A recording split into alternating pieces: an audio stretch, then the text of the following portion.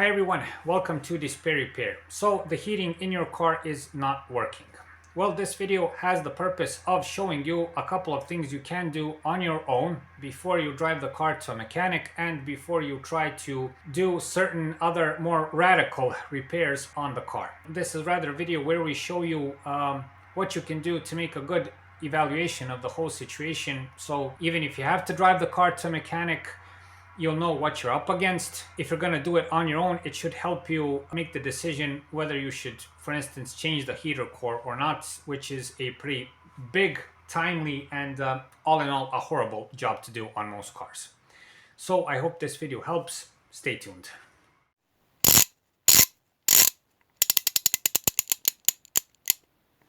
DisplayRepair.com. Be sure to visit us at our website DisplayRepair.com, where you can find more useful car and driving tips. Now, before we start, I would just like to tell a short story about how the heating system in your car works, in case you don't know. When you know how things work, you'll be able to solve the problem much easier. Anyway, I'll try to make it short. Your engine has a coolant system which cools down the engine, and it consists of a water pump, of hoses, and of a big radiator and other things, but these are the basics. On the other hand, you have a small radiator located in your passenger cabin. It's the same as the big radiator. These two are connected with the whole coolant system, resulting in the same coolant that goes through the engine and cools the engine and takes away the heat from the engine goes through the heater core.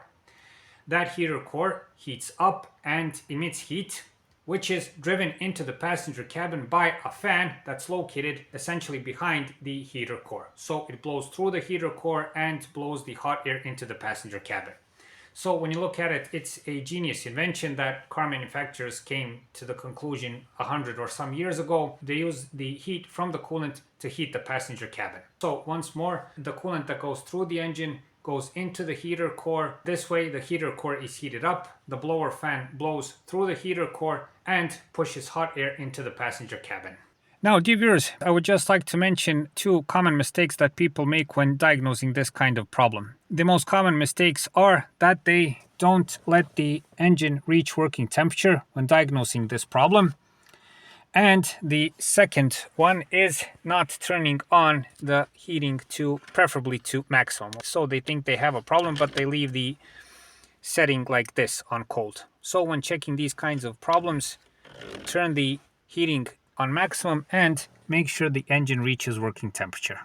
So what are the main problems you can have with heating inside the passenger cabin? You can have a problem with the blower or the ventilator. You can have a problem with the coolant flow. So is the coolant flow through the radiator, through the coolant system, and through the heater core okay? You can have problems with leaks. In most cases, the leaks are present on the heater core. They can be on the heater valve, but they can also be on the hoses that lead to the heater core and the clamps and so on. You can have problems with the cabin filter. So the cabin filter may be dirty and obstruct the airflow. And you can have problems with the circulation of that hot air inside the passenger cabin. You can have problems with the actuator motors inside that turn the blend doors. You can have problems with the blend doors.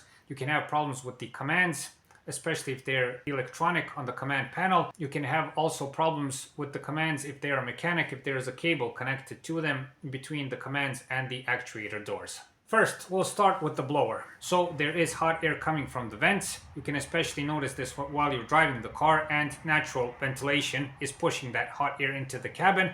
But when you turn the switch, nothing happens. In this case, you probably have a problem with the blower motor or a connection with the blower motor. All in all, it's an electric problem. First thing you should do is check the fuse dedicated to the blower. If you don't know how to do this, we made a separate video on this topic, how to check the fuses and how to find the fuses and all of that. It's very easy to do. So first of all, check the fuse. If you see that the fuse is burnt out, change it. It is very simple to do. And monitor the situation. This is very important. If you notice that the blower has stopped working after some time, perhaps after a couple of days or immediately, then you have some more serious problem. Like with the motor may be in a bad condition and causes a system overload. You may have a bad resistor. You may have a short circuit somewhere in the installation. and so on. First see where the motor is, and with a tester light you can see if there is proper electric input to the motor. You can see if you sense a smell of burning plastic or something like that. You can change the motor, because sometimes the bearings may be bad, sometimes the brushes on the motor may be bad, and so on. The rotor may be bad. You can change the resistor. All in all, if you conclude that the blower is the problem, it would be good for you to know where the location of the blower motor is. According to that, make your decision. Do you want to try and fix it? If you do, take off, see what happens. In most cases, it is either a bad blower motor or a bad resistor or a bad connector on the motor. So it is a pretty easy fix to do. Now, dear viewers, regarding the coolant flow problem. How will you know that you have a coolant flow problem? Well, the most common symptom is that you turn on the heating to full, you turn on the blower, and all you get is stone cold air. There are no traces of hot air coming from the ventilation. In this case, the first thing you should do is, when the engine is cold, do it preferably in the morning, check the coolant level. If you see that it's under a minimum, then add some coolant, but be sure to monitor the situation a couple of days. Why? Well, if you have a leak somewhere, then that coolant level will go down again and you'll have to add some more. So if you have to frequently add coolant, then you have a problem somewhere on the coolant system, either on the engine or somewhere in the system regarding the heater, core, hoses, clamps, or else. The most common place where you should look for a leak is on the passenger side, inside the cabin. Look on the carpet. Now, in most cars, the heater core is located here. You can see it. It's usually located behind this central console right here. And on most cars you can see the piping from this place. You can see the whole mechanism, how it works. And because of this, if the heater core is faulty and it leaks, the coolant will come from that plastic box and onto the carpet. You'll easily notice this when you pull the rugs or the mats. You'll see that it is moist. Okay, if you were to rub your fingers on the carpet, you'll feel that sort of slimy, greasy feel that coolant has. Besides this, you'll also notice the sweet smell of coolant. If you notice this, know that either the heater core is leaking or there is a problem with the clamps, hoses, or something else. On this part, there is one more thing that can cause leaks, and that is the heater valve. In short, it is the valve that regulates when you turn the heating on like this. This controls a valve that is located near the heater core, which regulates the flow of coolant through the heater core. Over time, due to material fatigue, it can also start leaking. There is no leak inside the passenger cabin and everything is dry, then you should take a look at the place where, again, the engine cover is a bit causing less visibility here. But if you can see those two, try to show with the finger, those two pipes over there, that is the entry from the coolant system into the heater core. You should check those parts also if they are leaking and if everything is okay. Or you should check for leaks on the coolant system of the engine. So on the radiators, hoses, clamps, and else, these leaks can also cause a problem and the heating will be weak. Now, dear viewers, one more fairly common cause of problems regarding bad heating in the passenger cabin is a bad thermostat on the engine. Now, on the Skoda, I can't show it very good because there is an engine cover. When the thermostat is bad, then it can interrupt the flow of coolant inside the engine and the heating will be bad. So everything on the heating system is okay, the heater core is okay, but there is not sufficient coolant flow to it. There is a simple way to check this, and you can do it on your own, provided you keep yourself safe and you have the accessibility on your car. We made a separate video on this topic. We show it on my wife's Clio where there is great accessibility and there is no problems in doing this. In short, what you're supposed to do is to let the engine reach working temperature and then touch carefully these bigger hoses that lead to the radiator. You should touch the upper and the lower hose. For instance, on the Skoda, this would be somewhat of a problem because it's pretty tight and you would maybe burn yourself. But if you have a car where you can reach this and you won't have any problems, I would recommend doing this. What is the point? Well, if the thermostat is okay, there is sufficient flow, Then when the engine reaches working temperature, both of these hoses, the upper and the lower, are of equal temperature. They are equally hot. If there isn't sufficient coolant flow and the thermostat is faulty, then probably the upper hose will be hot and the lower one will be cold. And then you know you have a problem. So when the engine reaches working temperature, if the upper one is hot and the lower one is cold, then probably the thermostat is the issue. Also, in these cases, you might notice a mild engine overheating. Regarding bad air circulation in the passenger cabin, you'll best notice this problem by a weak airflow coming from the vents, or the air will not be blowing in the direction you set it to. Also, in some cases, there might be just cold air coming from the vents instead of hot air. Well, in this case, you probably have a problem with two things. It may either be the cabin filter, and we've made a separate video on this topic, how to change the cabin filter on the Skoda. On most cars, it's either here or behind the glove box. If the cabin filter is clogged, if it's dirty, it may block the ventilation of the system, and that may be a problem. In that case, it's an easy fix. You just change the cabin filter and the problem is solved. On this part, I would like to appeal to all drivers to change the cabin filter on time. It's both good for the circulation of air, but also for your health.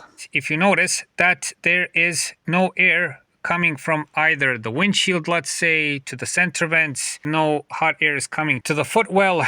In some cases, depending on how the system works, there may be no hot air coming out at all. You might have a problem with the commands or with the blend doors on the whole heating system. Now, the system on cars for heating works in such a way that this command is essentially for turning on the heating and letting the coolant inside the heater core. This is for the blower, and this regulates where that air is going to blow, in what direction.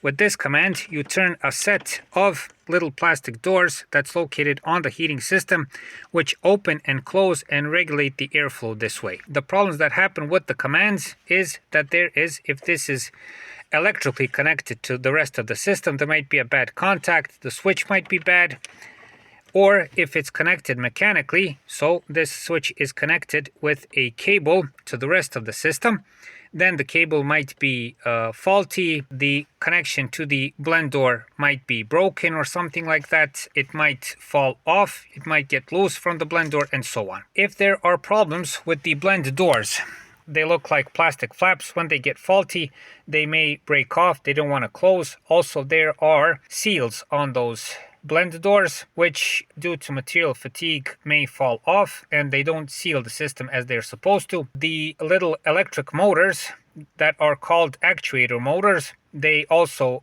tend to fail in these kinds of systems. This is especially present on climate systems that have fully electronic and digital systems on them. On this part, I must say that solving this problem is a big job, and if you have problems like these, I would recommend, if you're more tech savvy, you can take a look first. Of course, make a good judgment. Can you reach the blend doors? You can perhaps take a pry tool and take this command panel off and see that there isn't perhaps a problem with the commands and so on, but that's the most you can do. If you are not good around cars, if you don't have experience around this, I would not recommend dabbling into this sort of work at all. It's a bit complicated. These plastics can break, and getting to the blend doors on the system demands a lot of dismantling, just like with the heater core. You have to take off, in most cars, you have to take off the dash completely, you have to take off the steering wheel, the vents. It's a big job. So, dear viewers, for the end of this video, if you're not good around cars and if you don't have car knowledge, so to say, then you can do the simple things like check the fuse, you can check the coolant level, you can also check the coolant flow if there is no danger of you burning yourself, or you have accessibility to the hoses on your car. Check for leaks, check for loose clamps, hoses. These problems can also be solved relatively simple in some cases not, but it's worth the check anyway. And you can check the cabin filter. These are simple things to do. It takes only minutes of your time, and with this you can get a pretty good picture of what's happening, or perhaps even solve the problem. You never know. But if you see that you have a bad heater core, if you see those leaks in the footwell, if you see that there is a problem with the heater valve or with the blend doors or with the actuator motors, then I would seriously recommend, unless you're a big car enthusiast and you really know what you're in fact supposed to do, then you should drive the car to a professional mechanic, and preferably to someone who has done this on your type of car before. Why am I telling you this? Well, search on the internet and see what it looks like when you change a heater core or a heater valve or one of these blend doors on your car. The whole system, it's a big plastic box, with the blower motor on it, with the blender doors, with the heater core. It is all in this big sort of box that is buried under the dashboard. So first goes that system for the heating and for the ventilation, and above it is all of the ducts, the dashboard, the steering wheel, and everything else, And in order to get to that big box, you have to dismantle everything. I've done this a couple of times for various cars, and what can I say? It's a nightmare job. Even for the simplest of cars, it is a pretty big job to do. Not to mention these modern cars where you have to know what you're doing. There is a ton of work. You have to take off the center console, all of the plastic trimming around. You have to take off the complete dashboard, the vents, the steering wheel, the odometer. It's a horrific job, in my opinion. And there is a big risk of you damaging something, breaking off something, not returning properly something if you don't know what you're doing, and bad job all in all. I wouldn't want to scare you. I don't want to tell you that you're not capable of doing the job, but you must know what you're going to do. You must be prepared. Inform yourself, ask someone, search the internet and see what you're up against, and then make your decision should you do it.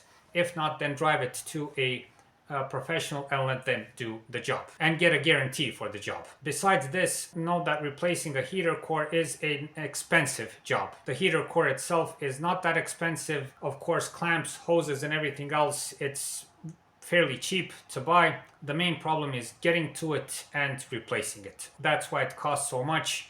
I don't know, for an average car in my country, which has cheaper prices, it costs a couple of €100, and it takes at least one working day.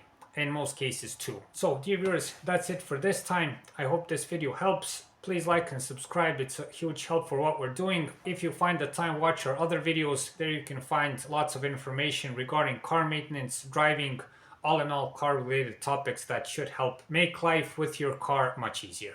Thank you very much for watching, and thank you for your time.